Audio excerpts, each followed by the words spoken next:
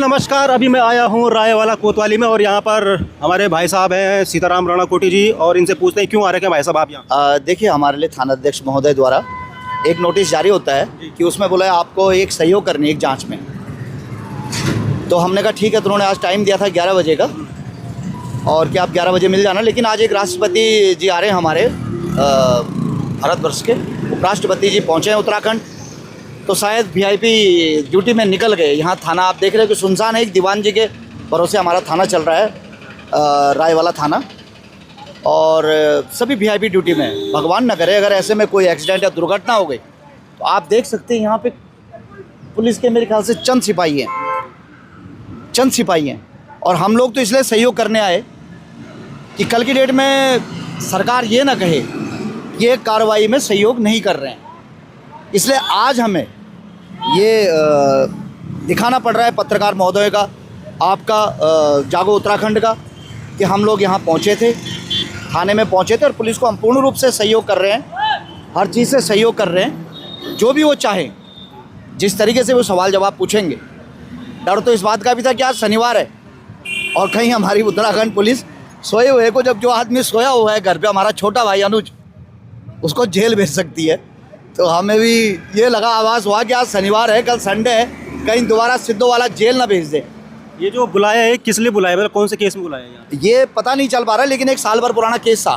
साल भर पुराने केस में अब गवाही हो रही है। अब गवाही तो उस समय भी हुई थी, उस समय कोई थे यहाँ पे, दिनेश चंद्र मास्टर जी पे मुकदमा दर्ज होता है, मेरे ऊपर मुकदमा दर्ज होता है, बॉबी रांगड़ के ऊपर मुकदमा दर्ज होता है, लालमणि के ऊपर दर्ज होता है, और हिमांशु पंवार के ऊपर एक अज्ञात और था।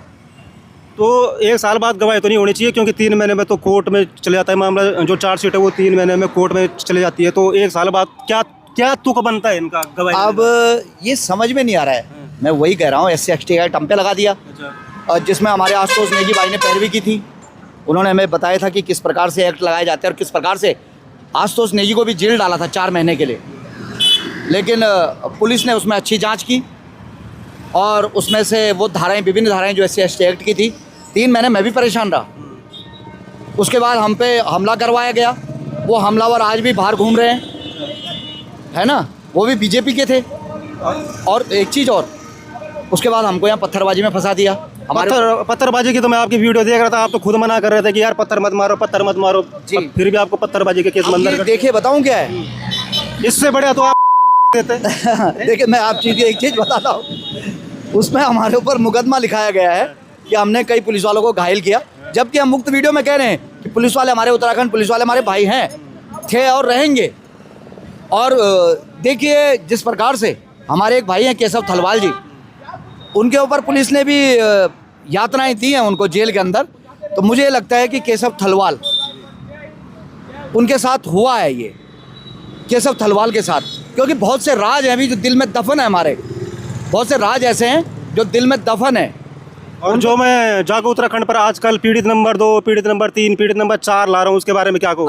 देखिए, सच्चाई आप उजागर करते रहें, और पीड़ित जो होंगे वो स्वयं खुल के बोलते रहेंगे, पीड़ित जो हैं। लेकिन आज मैं यहाँ सिर्फ रायवाला थाने में, मैं आज इसी की बात करूँगा कि मुझे यहाँ पे थानाध्यक्ष महोदय जी द्वारा बुलाया जाता है, और फिर वो बड़ी शालीनता से मुझे कहते हैं कि आज देखिए सर, आज टाइम नहीं है, आप लोगों को फिर मैं बुला दूँगा।